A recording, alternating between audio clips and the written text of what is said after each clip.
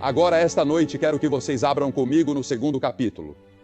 O segundo capítulo do livro de Hebreus. O segundo capítulo do livro de Hebreus, começando no versículo 1. Portanto, convém nos atentar com mais diligência para as coisas que já temos ouvido, para que em tempo algum nos desviemos delas. No grego, essa é uma linguagem muito forte. Em outras palavras, ele está falando sobre o Antigo Testamento. É muito importante estudar e ler o Antigo Testamento, dar atenção a ele, estudá-lo, para que não deixemos escapar as verdades ensinadas ali. A Escritura diz que toda transgressão e desobediência receberam justa retribuição. Como escaparemos nós, se não atentarmos para uma tão grande salvação? E no contexto aqui, ele está falando sobre a salvação através de Jesus Cristo. Como Jesus Cristo desceu do céu, como ouvimos há pouco, e foi feito um pouco menor que os anjos. Agora, é claro, Cristo está muito acima de todos os anjos, principados e potestades na hierarquia do céu e do universo. Mas quando veio à terra, foi feito menor que os anjos, identificando-se conosco. E quando você vem e recebe Jesus Cristo como seu Salvador, você é restaurado, elevado acima dos anjos. Você se torna co-herdeiro com o Senhor Jesus Cristo. E você nunca entenderá plenamente o que significa receber Cristo, o que é a salvação completa, até que chegue ao céu. Mas ao olhar para o futuro desta geração, não vejo um quadro bonito.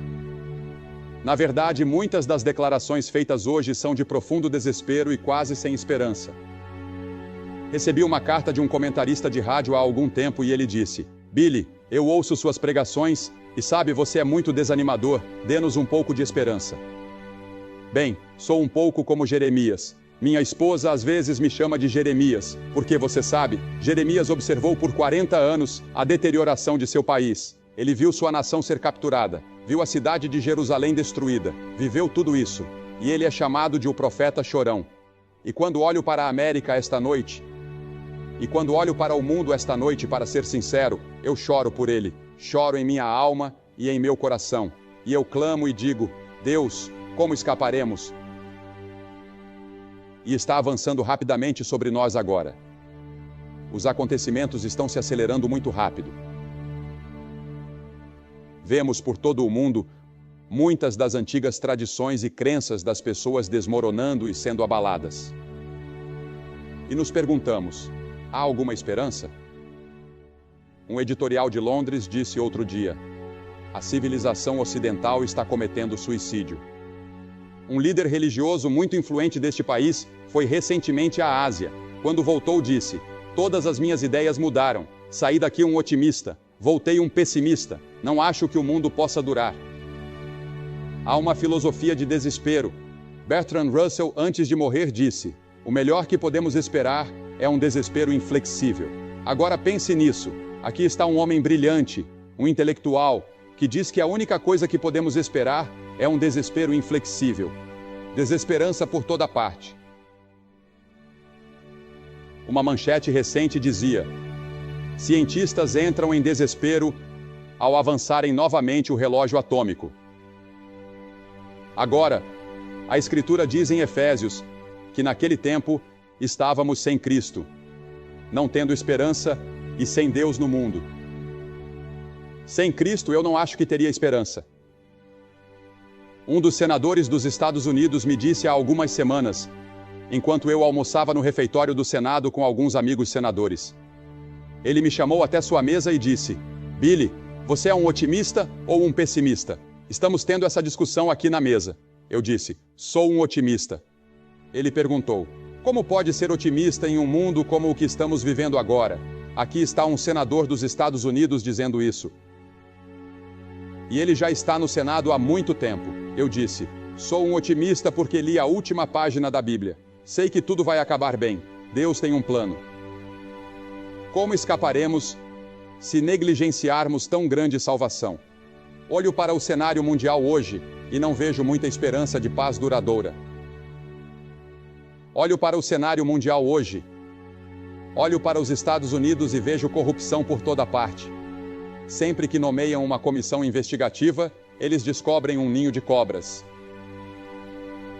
Governo local, governo federal, governo estadual, grandes negócios. Parece que em todas as áreas da vida temos corrupção, atalhos, trapaças e mentiras. Agora, isso não significa que somos piores do que qualquer outra geração, porque todas as gerações têm feito o mesmo. Todos pecaram. Somos todos pecadores. Enganoso é o coração, mais do que todas as coisas, e perverso. Quem o conhecerá? Isso sempre foi verdade. E minha razão para estar aqui pregando hoje não é tentar salvar este mundo perecível em que vivemos. Ele não será salvo. Veja, construímos nossa civilização sobre um alicerce rachado. O alicerce rachado do pecado, da iniquidade humana, e ele não será salvo por nenhuma ação das Nações Unidas. Somos chamados a fazer tudo o que pudermos pela paz mundial. Somos chamados a preservar ao máximo as melhores qualidades da vida, seja no Oriente ou no Ocidente. Somos chamados a tornar a vida o mais pacífica possível. Bem-aventurados os pacificadores. Mas no final das contas, não teremos sucesso total. Podemos conseguir por uma geração. Podemos remendar aqui e ali, consertar um pouco. Mas no fim, estamos caminhando para o juízo mundial, onde haverá tribulação, haverá um anticristo e haverá julgamento. Mas depois de tudo isso, quando a humanidade estiver diante do Armagedom e a raça humana estiver prestes a se autodestruir, o Senhor Jesus Cristo voltará. Desesperança? Sim, mas há esperança agora. O que as pessoas estão fazendo quando leem as manchetes e assistem às notícias? Vou te dizer o que estão fazendo, tentando escapar. Tentando escapar? Como as pessoas escapam? Algumas escapam simplesmente sonhando acordadas, fingindo que nada vai acontecer. Outras escapam através de imaginações malignas, como nos dias de Noé. Satanás se transforma em anjo de luz e diz: saia, aproveite a vida, divirta-se e esqueça tudo isso. Há a fuga pelo prazer, uma fuga para a paixão, os apetites e os desejos. Um homem escreveu dizendo: vou afogar meus problemas no álcool, e milhões estão fazendo exatamente isso. Um empresário disse: vou aproveitar meu final de semana com minha secretária. O mundo está tão ruim, vou aproveitar enquanto posso. 1 em cada 2 casamentos está se desfazendo, a troca de esposas, todas essas coisas que estão acontecendo hoje, coisas inacreditáveis. Até quando? Até quando Deus permitirá que isso continue? Como escaparemos se negligenciarmos tão grande salvação? A Bíblia adverte sobre o engano dos prazeres. Coisas desse nível de seriedade. John Steinbeck escreveu uma carta para Adlai Stevenson certa vez, e aqui está um trecho dessa carta. Ele disse o seguinte: se eu quisesse destruir uma nação, eu lhe daria demais. E ela estaria de joelhos, miserável, gananciosa e doente. E ele disse: é exatamente onde a América está agora. Tiago disse certa vez no capítulo 5, o vosso ouro e a vossa prata estão enferrujados, e a sua ferrugem dará testemunho contra vós e consumirá a vossa carne como fogo. Entesourastes para os últimos dias, mas não podereis gastar. De que adianta ao homem ganhar o mundo inteiro e perder a sua alma? E muitos de vocês estão se matando, lutando para conquistar apenas um pequeno pedaço deste mundo, e estão perdendo suas almas. Como escaparemos se negligenciarmos tão grande salvação? A esposa de um dos nossos senadores mais famosos foi citada na imprensa outro dia dizendo: querido Deus, para onde foi toda a felicidade? A verdadeira felicidade, a alegria e a paz parecem estar desaparecendo. As pessoas têm medo de andar nas ruas à noite nas cidades. Estupros, assaltos, crimes, assassinatos. Como escaparemos? A fuga final, é claro, é o suicídio. Houve um grande teólogo, um dos maiores teólogos que já tivemos, que foi presidente de um dos seminários mais prestigiados do país. Ele e sua esposa fizeram um pacto de suicídio e se mataram há cerca de 3 semanas. e as pessoas estão cometendo suicídio. Mas sabem o que Amós disse? Em Amós, no capítulo 9, está escrito: ainda que cavem até ao inferno, a minha mão os tirará de lá, e ainda que subam ao céu, dali os farei descer. Os suicídios entre os jovens com menos de 19 anos dobraram nos últimos 2 anos. Esse grupo que está sentado aqui, se vocês têm menos de 19 anos, saibam que os suicídios dobraram no último ano na América. E há outra forma de fuga, especialmente nos campi universitários hoje. A fuga pelo radicalismo. Juntar-se a uma causa radical. Vamos derrubar o governo. Outro dia vi na televisão um daqueles caras dos anos 1960 da Universidade da Califórnia, que fugiu para algum lugar na Argélia. Estavam entrevistando ele. Já tinha cortado o cabelo, raspado a barba. Eu nem o reconheci. Sabia quem era pelo nome. Ele tinha 3 filhos. E sabe o que ele disse? Se eu pudesse voltar para a América, eu me encaixaria no sistema, porque já viajei o suficiente pelo mundo para saber que o sistema americano é o melhor sistema do mundo.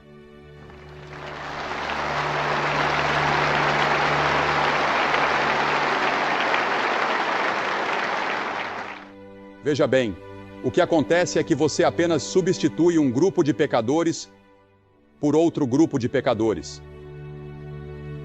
Você nunca encontrará alguém que seja 100% puro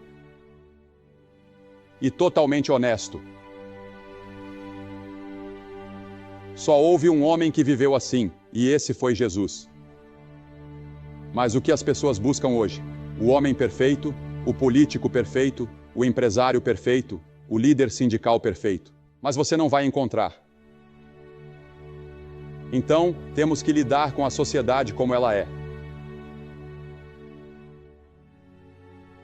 Agora, deixe-me dizer uma coisa. Há milhares de políticos honestos, tão honestos quanto podem ser, tão honestos quanto os pregadores. Porque a Bíblia ensina que todos nós pecamos e estamos destituídos da glória de Deus. Conheço alguns dos melhores homens que já tivemos em Washington e nas capitais estaduais. Mas Sir Winston Churchill disse certa vez: nossos problemas estão além de nós. Não há saída. Como escaparemos se negligenciarmos tão grande salvação? Qual é a nossa esperança? Quero dizer que é muito importante que você tenha alguma esperança. Porque veja bem, além dos problemas do mundo que mencionei, você tem os seus próprios problemas pessoais. Você tem suas próprias pressões, seu próprio inferno particular no qual está vivendo agora. E você está procurando uma saída, uma forma de escapar. Como vou sair desse peso que estou carregando? Talvez você esteja falhando na universidade. Talvez seja um relacionamento amoroso quebrado. Pode ser outra coisa. Pressão dos pais. Seja o que for, talvez seus pais tenham se separado. E isso tenha te destruído por dentro. Você sente a pressão, quer fugir, quer se esconder, quer escapar. Você já tentou as drogas, já tentou o álcool e nada disso funcionou. Bem, é muito importante que você tenha esperança. Se você perder a esperança, está acabado. Jovem ou idoso, o que o oxigênio é para os pulmões, a esperança é para o sentido da vida humana. E eu acredito que o destino da humanidade depende de sua reserva de esperança. Outro dia, um famoso cardiologista foi entrevistado e disse: a esperança é o remédio que mais uso. Quando um homem sofre um ataque cardíaco, eu tento lhe dar esperança imediatamente. Um renomado professor de medicina disse: a esperança é como um remédio. Como escaparemos? A revista Reader's Digest recentemente afirmou que para ser feliz, uma pessoa precisa de alguém para amar, algo para fazer e algo pelo que esperar. Qual é a sua esperança? No que você deposita a sua esperança? No governo? No sistema educacional? Qual é a sua esperança? Bem, eu vou lhe dizer onde está a minha esperança hoje à noite. Minha esperança não está em uma organização. Minha esperança não está em um plano. Minha esperança não está em um tratado. Minha esperança está em um homem, uma pessoa que está assentada à direita de Deus Pai. o Senhor Jesus Cristo. E a Bíblia diz que Deus colocou nele toda a autoridade no céu e na terra. Minha esperança está totalmente e completamente nele. E quero dizer que fui um fracasso em minha vida. Fui um pecador. Quebrei as leis de Deus. Eu merecia o julgamento. Eu merecia o inferno. Mas ele veio e morreu por mim naquela cruz. E porque ele veio e morreu naquela cruz, eu fui salvo. Eu escapei. Tenho esperança. Eu sei que eu estarei indo para o céu. E tenho a presença de Deus comigo aqui e agora para me ajudar nesta vida presente. Você tem essa esperança? A Bíblia fala sobre a esperança da ressurreição. Paulo fala sobre a esperança da ressurreição e diz: se a nossa esperança em Cristo se limita apenas a esta vida, somos os mais infelizes de todos os homens. Você se considera cristão? Você diz: sim, quando eu era menino ou menina, recebi Cristo como Salvador. Mas foi só até aí? Paulo disse que se a nossa esperança em Cristo for apenas para esta vida, somos miseráveis. Mas ele também disse que há uma cidade além deste mundo. Uma cidade cujo arquiteto e edificador é Deus. O céu está por vir. E a Bíblia fala sobre a ressurreição. Sim, seremos ressuscitados dos mortos. Sim, há a esperança da ressurreição e há a esperança da justiça. Porque nós, pelo Espírito, aguardamos a esperança da justiça pela fé, diz Paulo em Gálatas 5:5. Agora, essa palavra realmente tem o mesmo significado que usamos para justificação. Quando Deus perdoa, ele diz da cruz: eu amo você. Estou disposto a perdoá-lo de todo o pecado que você já cometeu. Isso significa que é como se você nunca tivesse pecado. Agora, suponha que alguém faça algo contra mim. Eu digo: tudo bem, eu te perdoo. Você está perdoado. Mas 10 anos depois, quando eu te encontrar, posso lembrar: sim, eu lembro do que você fez comigo quando estávamos na universidade. Eu perdoei, mas nunca consegui esquecer. Mas Deus não age assim. Deus perdoa, esquece e justifica você como se você nunca tivesse cometido aquele pecado. Ele nem sequer se lembra. Incrível. Mas é isso que acontece, a esperança da justiça, porque agora estou revestido da justiça do Senhor Jesus Cristo. E quando Deus olha para mim, ele não vê o velho coração pecaminoso de Billy Graham. Ele vê Jesus vivendo em mim. E ele diz: porque Jesus vive no seu coração, você está perdoado. Você está vestido com a justiça dele. Assim, hoje à noite, posso declarar pela fé uma justiça que não é minha, mas de Cristo. Porque Deus diz: sede santos porque eu sou santo.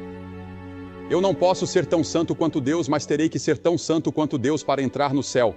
E a única maneira de alcançar essa santidade é me revestir da justiça de Jesus Cristo.